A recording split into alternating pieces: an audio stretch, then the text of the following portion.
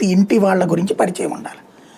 ఇతను మంచి ఆలోచనే చేశాడు, వాలంటీర్ని పెట్టడం. ఆ వాలంటీర్తో పాటుగా ఏదో గృహసారథో ఏదో పెట్టాడు కదా, వాళ్ళ ద్వారా ఇళ్ళోళ్ళందరితో ఇంటరాక్షన్ ఉండాలి. ఆ గృహసారథుల్ని ఇక్కడ పెట్టుకోవాలా పోలింగ్ బూత్ ఏజెంట్లుగా. వాళ్ళు ఏ అక్క వచ్చావా దా అక్క అన్న, ఇది పోలింగ్ బూత్లో ఉండే సహజసిద్ధమైన డైలాగ్. వచ్చావక్క, స్నానం అయిపోయిందా అన్న, ఇది వస్తున్నాడా లేదా, ఇట్లా మాట్లాడుకుంటారు అక్కడ. ఇదివరకు వినేవాళ్ళం మనం, ఇప్పుడు అట్లా లేదు. ఏదో గవర్నమెంట్ ఎంప్లాయీ టైప్లో కూర్చున్నారు ఏజెంట్లు కూడా, వైసీపీ వాళ్ళు చాలా చోట్ల. ఈ ఇట్లాంటి సహాయకులు ఇవన్నీ ఏం చేస్తారు, అక్కడ ఒక ఇది ఉంటుంది, ఎవరికళ్ళకి ఆఫీసులు ఉంటాయి, పోలింగ్ ఆఫీసులు. అక్కడ ఈ ఓటర్ స్లిప్పులు పంచడం, ప్లస్ ఈ ఇట్లాంటి సహాయకుడిని అరేంజ్ చేయడమా, ఆటో ఇచ్చి పంపించి తెప్పించుకురావడమా, ఇట్లాంటిది పోల్ మేనేజ్మెంట్ అంటారు.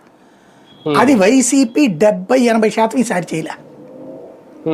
ఎవరికాళ్ళు ఇగోకపోయారు, లేదా ఆడిగేంది మనం చేసేది వీడికేం చేసేది అనే రూట్లో ఉన్నారు.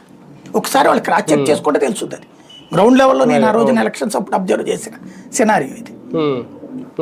ఇంకోటి పోలింగ్ క్యూ లైన్లలో పోల్ మేనేజ్మెంట్ అంటారు. మనం ఆ లైన్లో నుంచి మాట్లాడుకుంటూ ఉంటారు, కూర్చుని ఏం మాట్లాడకుండా ఉండరు కదా. మాట్లాడుకునేప్పుడు ఆడి పాలన మరీ దరిద్రంగా, ఈ జగన్ గారి పాలన దించడానికి నేను ఇది ఒరిస్సా నుంచి వచ్చాను అని ఒకళ్ళు, నేను విన్నా కళ్ళెదురుగుండా.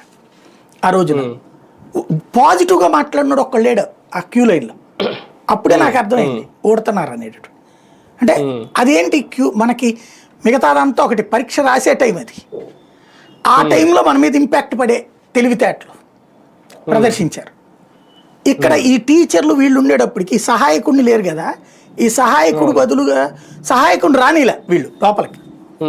ఎక్కడ దాకా తీసుకురావడమే సహాయకుడి పని, ఓటేసే చోట మేము ఉంటాం సహాయకులుగా, మీరు వెళ్ళిపోండి అన్నారు, బయట నుంచో పెట్టారు. ఆ సహాయకుడి పాత్రలో వీళ్ళు ఉన్నారు. వాళ్ళు ఆ ముసలోళ్ళు ముతకోళ్ళు పాపం జగన్కి ఏమంటారు, వీళ్ళు